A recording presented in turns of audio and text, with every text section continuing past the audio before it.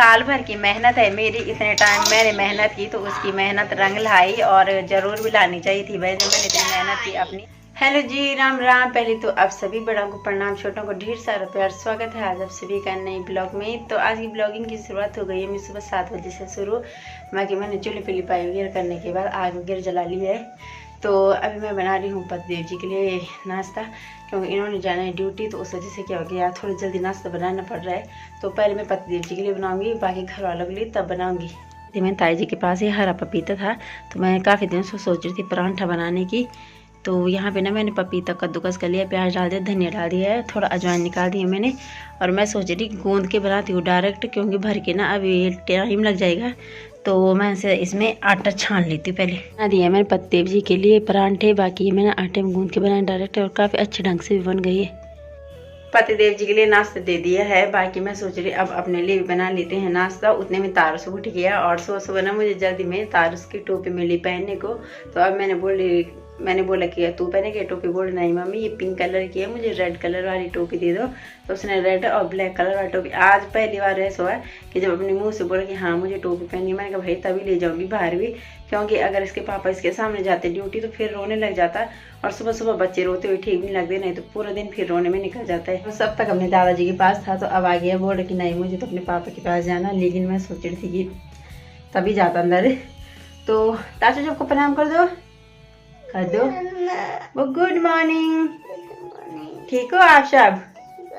ठंडा ठंडा हो रहा, मैं चाय पी लूं? Bye bye.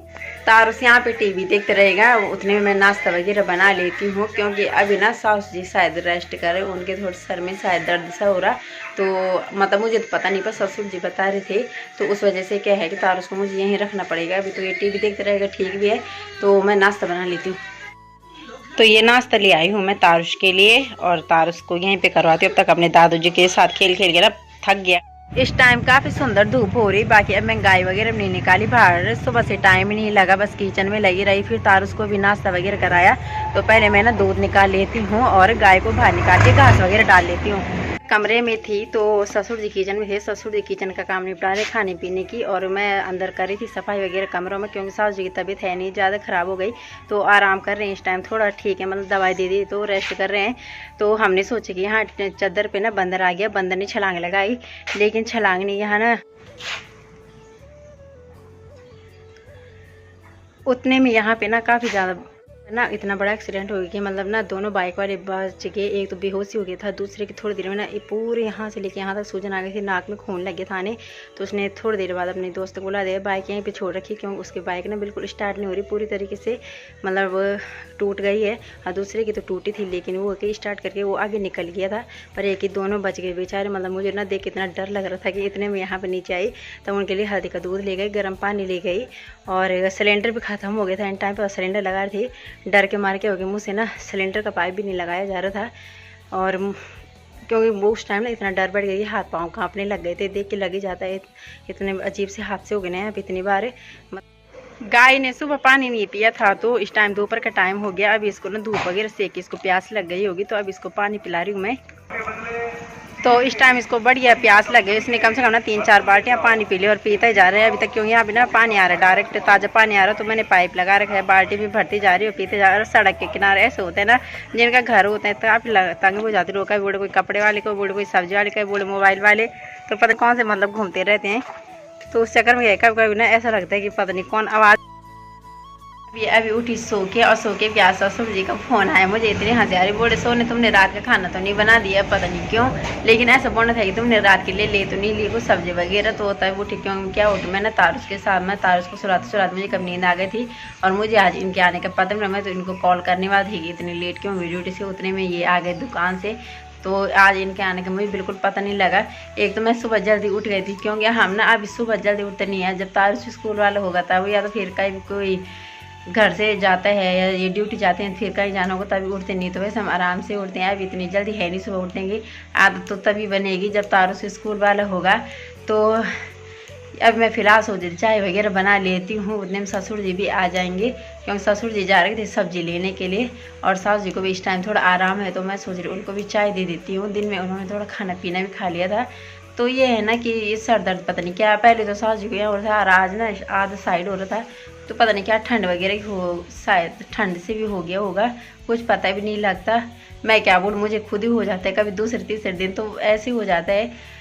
आज सुबह से मैं शक्कर वाली चाय बना रही क्योंकि चीनी खत्म हो गई थी और मैं चीनी के लिए ना स्टोर में नहीं गई, तो शक्कर ला रखी है ससुर जी ने अभी कुछ दिन पहले से ही। तो इनके लिए ना मैंने ड्यूटी में जाते टाइम भी उस टाइम भी शक्कर की बनाई थी, उस टाइम ही हो गई थी बस एक आधा चम्मच था, तो उसमें मिला के मैंने शक्कर वगैरह डाल दिया। और शक्कर की चाय ना ठीक रहती है सर्दियों में। जितने में हमने चाय पीनी शुरू की थी उतने में तारस उठ गया और आज ये ना अपने आप ही उठ गया और सही टाइम पे भी उठ गया। बस ये ऐसी चाय कि अपने आप ही उठ जाए और सही टाइम पे उठ जाए, तो फिर ये ना रात को भी बच्चे लेट नहीं सोते फिर।